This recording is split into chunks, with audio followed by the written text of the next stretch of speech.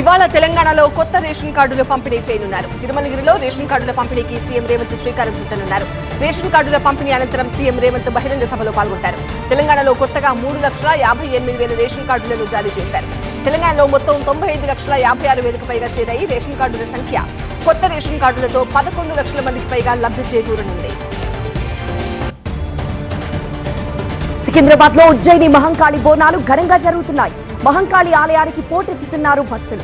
ఈ రోజు రంగం భవిష్యవాడి అమ్మవారి ఊరేగింపు నిర్వహించనున్నారు. నిన్న అమ్మవారికి భక్తులు బోనాలు సమర్పించారు. మంత్రి పొన్నం తొలి బోనం సమర్పించారు. సీఎం రేవంత్ రెడ్డి బోనం సమర్పించిన అనంతరం మహంకాళి అమ్మవారికి ప్రత్యేక పూజలు నిర్వహించారు. ఇవాళ నుంచి జిల్లాల పర్యటనకు వెళ్లనున్నారు తెలంగాణ బీజేపీ చీఫ్ రామచంద్రరావు. ఈ రోజు ఉమ్మడి నల్లగొండ జిల్లాలో రామచంద్రరావు పర్యటిస్తారు. మధ్యాహ్నం 12 గంటలకు నల్లగొండ కార్యకర్తలతో రామచంద్రరావు భేటీ అవుతారు. స్థానిక సంస్థల ఎన్నికల సన్నద్ధతపై చర్చిస్తారు. సాయంత్రం సూర్యాపేటలో బీజేపీ కార్యాలయ ప్రారంభోత్సవంలో పాల్గొంటారు. రాత్రి కోదాడ నల్లబండగూడెంలో రామచంద్రరావు బస చేస్తారు. రేపు కోదాడ బీజేపీ కార్యకర్తలతో రామచంద్రరావు భేటీ కానున్నారు. రేపు ఎల్లుండి ఢిల్లీలో పర్యటించనున్నారు ఏపీ సీఎం చంద్రబాబు. ఢిల్లీలో అమిత్ షా సహా కేంద్ర మంత్రులను కలవనున్నారు చంద్రబాబు. ఏపీ ప్రాజెక్టులు నిధులపై చర్చించనున్నారు. ఈ నెల 26 నుంచి సింగపూర్ లో చంద్రబాబు పర్యటించనున్నారు. ముఖ్యమంత్రితో పాటు సింగపూర్ వెళ్లనున్నారు మంత్రులు లోకేష్, నారాయణ, భరత్. రాజధాని ప్రణాళిక, పోర్టులలో సహకారం కోసం 5 రోజుల పాటు చంద్రబాబు బృందం సింగపూర్ లో పర్యటించనుంది. హైదరాబాద్ కొంపల్లి డ్రగ్స్ కేసులో దర్యాప్తు కొనసాగుతోంది. ఈ కేసులో అరెస్ట్ అయిన నిందితులను ఈ రోజు కస్టడీకి తీసుకోనున్నారు eagle team.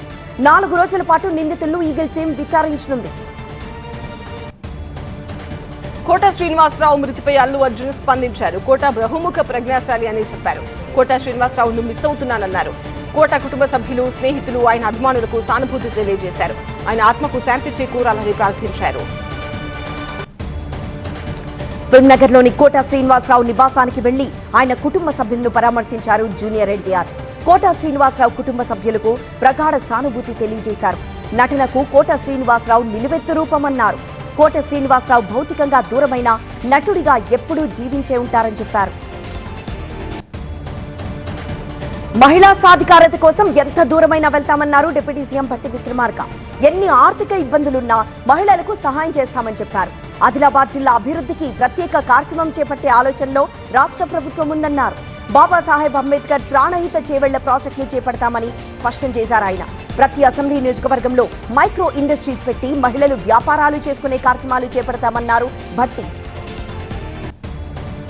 Mancherial MLA Prem Sagar రావు భావోద్వేగంతో మాట్లాడారు. తమను ఎమ్మెల్యేగా గెలిపించిన నియోజకవర్గ ప్రజలకు జీవితాంతం రుణపడి ఉంటా అన్నారు.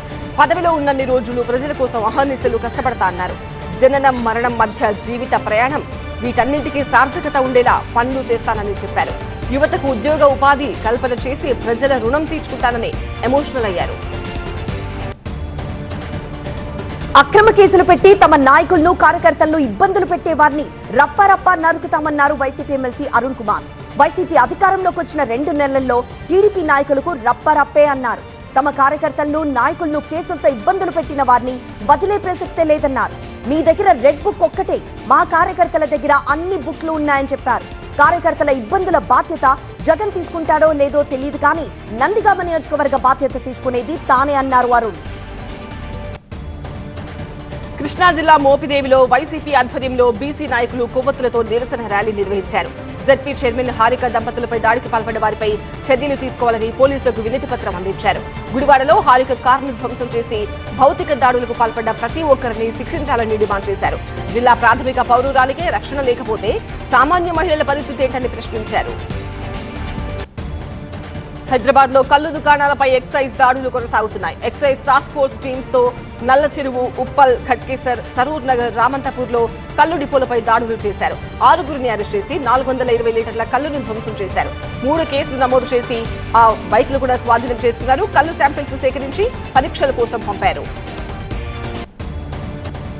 తెలంగాణ ప్రభుత్వం ప్రజలు ఆర్థికంగా సుభిక్షంగా ఉండాలని పంచకుండాత్మక చండీ కుబేర పాశుపత యాగం నిర్వహిస్తున్నట్టు ధూపదీప నైవేద్య అర్చక సంఘం తెలిపింది. ఇవాల్టి నుంచి 16 వరకు కాచిగూడలోని తుల్జా భవానీ ఆశ్రమంలో యాగం జరగనున్నట్టు సంఘం అధ్యక్షుడు దౌలతాబాద్ వాసుదేవ శర్మ తెలిపారు. ధూపదీప నైవేద్య అర్చకుల సంక్షేమం కోసం పాటుపడుతున్న కాంగ్రెస్ ప్రభుత్వానికి కృతజ్ఞతతో ఈ యాగం చేపట్టామన్నారు. ఇవాళ ప్రారంభం కానున్న ఈ యాగంలో దేవాదాయ శాఖ మంత్రి కొండా సురేఖతో పాటు పలువురు మంత్రులు, ఎమ్మెల్యేలు పాల్గొంటారు. గుంటూరు జిల్లా పెద్దనందిపాడు మండలం పాలపర్రులో వాటర్ ప్లాంట్ నిర్వహణ వివాదాస్పదమైంది. గత ప్రభుత్వంలో పంచాయతీ తీర్మానంలో వాటర్ ప్లాంట్ నిర్వహిస్తున్నారు ముద్దన మహేష్. అయితే ప్లాంట్ నిర్వహణ తమ వర్గానికి చెందిన నేతకి ఇవ్వాలంటూ ఎమ్మెల్యే రామాంజనేయులు హుకుం జారీ చేశారు. ప్లాంట్ తాళాలిచ్చేందుకు నిరాకరించారు మహేష్. దీంతో అతడి నుంచి తాళాలు తీసుకుని తమ వర్గం నేతకి ఇవ్వాలని పోలీసులను ఆశ్రయించారు ఎమ్మెల్యే. ప్లాంట్ కు తాళాలు వేశారు పోలీసులు. గతంలో వైసీపీలో ఉండి ఎన్నికలకు ముందు టీడీపీలో చేరారు మహేష్.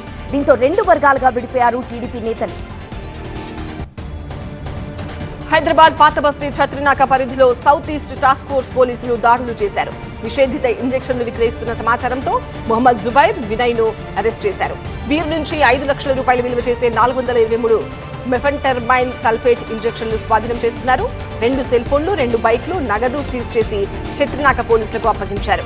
ఈ ఇంజెక్షన్లను పాత బస్తీలో జిమ్ చేసి యువకులకు విక్రయిస్తున్నారు నిందితులు. శ్రీకాకుళం జిల్లాలో దేవాలయాలపై దాడులు ఆగడం లేదు.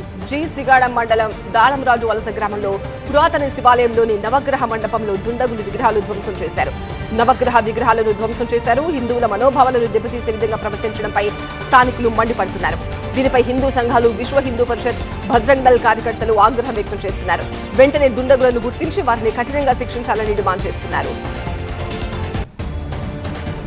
మహబూబ్ నగర్ జిల్లా ఫారెస్ట్ అధికారులకు సవాల్గా మారింది చిరుతల సంచారం. జిల్లా కేంద్రంలోని కోయిల్కొండ ఎక్స్ రోడ్, వీరన్నపేట ప్రాంతంలో చిరుతలు సంచరిస్తున్నట్లు స్థానికులు వెల్లడించారు.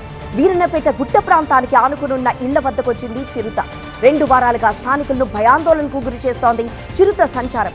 ఫారెస్ట్ అధికారుల బోన్లు, సీసీ కెమెరాలకు చిరుత చిక్కడం లేదు. 2 చిరుతలు సంచరిస్తున్నాయంటున్నారు స్థానికులు. బంగాళాఖాతంలో ద్రోణి కొనసాగుతోంది. దీంతో తెలంగాణకు 2 రోజుల పాటు వర్ష సూచన చేసింది వాతావరణ శాఖ.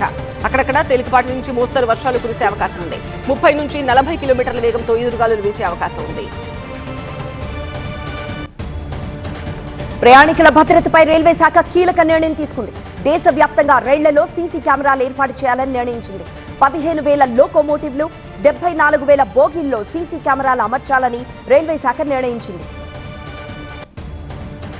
ఢిల్లీ యూనివర్సిటీ విద్యార్థిని స్నేహ అనుమానాస్పదంగా మృతి చెందింది. ఢిల్లీ గీతా కాలనీ ఫ్లైఓవర్ కింద స్నేహ మృతదేహం లభ్యమైంది. వారం రోజుల క్రితం అదృశ్యమైంది త్రిపురకు చెందిన స్నేహ. త్రిపుర సీఎం మాణిక్ సాహా ఆదేశాలతో గాలింపు చర్యలు చేపట్టారు పోలీసులు. ఈ క్రమంలో ఢిల్లీలోని ఫ్లైఓవర్ కింద ఆమె మృతదేహం కనిపించింది. ఢిల్లీలో వాతావరణ శాఖ అధికారులు రెడ్ అలర్ట్ జారీ చేశారు. భారీ వర్షంతో ప్రధాన రహదారులన్నీ జలమయమయ్యాయి. వాహనాల రాకపోకలకు అంతరాయం ఏర్పడింది. గతంలో వారు చేసిన సేవలు, అనుభవాన్ని దృష్టిలో ఉంచుకుని 4గురిని రాజ్యసభకు నామినేట్ చేశారు రాష్ట్రపతి. కసబ్ కేసు ప్రాసిక్యూటర్ ఉజ్వల్ నిగమ్, కేరళకు చెందిన సామాజిక కార్యకర్త, విద్యావేత్త సదానంద్ మాస్టర్, మాజీ విదేశాంగ కార్యదర్శి హర్షవర్ధన్ శ్రింగ్లా, విద్యావేత్త, చరిత్రకారిణి మీనాక్షి జైన్ ఉన్నారు. బీహార్ ఓటర్ల జాబితా సవరణలో కీలక అంశాలు వెలుగులోకి వచ్చాయి. స్పెషల్ ఇంటెన్సివ్ రివిజన్ లో భాగంగా ఇంటింటి సర్వే చేపట్టారు. ఓటర్ల జాబితాలో అక్రమ వలసదారులు ఉన్నట్లు గుర్తించారు. ఓటర్ల జాబితాలో నేపాల్, బంగ్లా, మయన్మార్ దేశీయులున్నారు. వారి దగ్గర ఆధార్, అడ్రస్ ప్రూఫ్లు, రేషన్ కార్డులు ఉన్నట్లు అధికారులు తేల్చారు. చెన్నైలో టీవీకే పార్టీ భారీ నిరసనలు చేపట్టింది. అజిత్ కుమార్ అనే వ్యక్తి పోలీస్ కస్టడీలో మరణించాడు. అతడి మృతిపై టీవీకే పార్టీ చేపట్టిన నిరసనలో పాల్గొన్నారు ఆ పార్టీ అధ్యక్షుడు విజయ్. శాంతి భద్రతలను కాపాడడంలో డీఎంకే విఫలమైందని, బాధిత కుటుంబానికి న్యాయం చేయాలన్నారు విజయ్. జమ్మూ కశ్మీర్ లో పవిత్ర అమర్నాథ్ యాత్ర కొనసాగుతోంది. 11వ బ్యాచ్ కు చెందిన అమర్నాథ్ యాత్ర భక్తులు పహల్గాంలోని నున్వాన్ బేస్ క్యాంప్ నుంచి బయలుదేరి వెళ్లారు. వారికి పూర్తి స్థాయి రక్షణ కల్పించింది సైన్యం. కేరళ సీఎం పినరయి విజయన్ అధికారిక నివాసానికి బాంబు బెదిరింపు వచ్చింది. తంపనూరు పోలీస్ స్టేషన్ కు గుర్తు తెలియని వ్యక్తులు ఈమెయిల్ పంపారు. దాంతో అప్రమత్తమైన పోలీసులు ఆయన నివాసంలో విస్తృతంగా తనిఖీలు చేసి అది నకిలీ ఈమెయిల్ గా తేల్చారు. రాజస్థాన్లోని జైపూర్లో ఉద్రిక్తత నెలకొంది. రామ్గంజ్ ప్రాంతంలో ఇరు వర్గాల మధ్య ఘర్షణ తలెత్తింది. రంగంలోకి దిగిన పోలీసులు వారిని చెదరగొట్టారు. సంఘటనా స్థలంలో భారీగా పోలీసులు మోహరించారు. ఉద్రిక్తతల నేపథ్యంలో రామ్గంజ్ లో షాపులన్నీ మూసేశారు. గాలి కిరీటి హీరోగా పరిచయమవుతున్న సినిమా జూనియర్. ఈ సినిమాలో శ్రీలీల హీరోయిన్ గా నటిస్తున్నారు. ఈ చిత్ర ప్రీ రిలీజ్ వేడుక బెంగళూరులో ఘనంగా జరిగింది. దీనికి శివరాజ్ కుమార్ ముఖ్య అతిథిగా రాగా చిత్ర యూనిట్ హాజరైంది. కాంతారా సినిమాతో సెన్సేషన్ క్రియేట్ చేసిన రిషబ్ శెట్టి మరో భారీ ప్రాజెక్టుకు గ్రీన్ సిగ్నల్ ఇచ్చారు. లగాన్ ఫేమ్ అశుతోష్ గోవెరికర్ దర్శకత్వంలో శ్రీకృష్ణదేవరాయల కథతో తెరకెక్కబోయే సినిమాలో లీడ్ రోల్లో నటించబోతున్నారు. ప్రస్తుతం కాంతారా చాప్టర్ 1 లో నటిస్తున్న రిషబ్ నెక్స్ట్ ప్రశాంత్ నీల్ తెరకెక్కిస్తున్న జై హనుమాన్ లో నటించాల్సి ఉంది.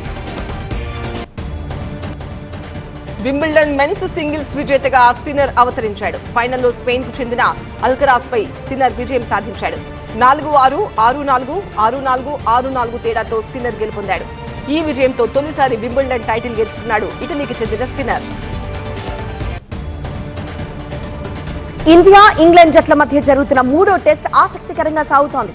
4వ రోజు 193 పరుగుల టార్గెట్ తో బరిలోకి దిగిన టీమిండియా కష్టాల్లో పడింది. ఆట ముగిసే సమయానికి 4 వికెట్లకు 58 పరుగులు చేసింది. కేఎల్ రాహుల్ టాప్ స్కోరర్ గా నిలిచాడు. ఇండియా విజయానికి ఇంకా 135 పరుగులు చేయాల్సి ఉంది. అంతకుముందు ఇంగ్లాండ్ రెండో ఇన్నింగ్స్ లో 192 పరుగులకు ఆల్అౌట్ అయింది. దీంతో ఇండియాకు 193 పరుగుల టార్గెట్ నిర్దేశించింది. ఇవాళ ఆటకు చివరి రోజు కావడంతో ఈ మ్యాచ్ లో ఫలితం తేలడం ఖాయంగా మారింది. ఇరు జట్లకు గెలుపు అవకాశాలున్నాయి.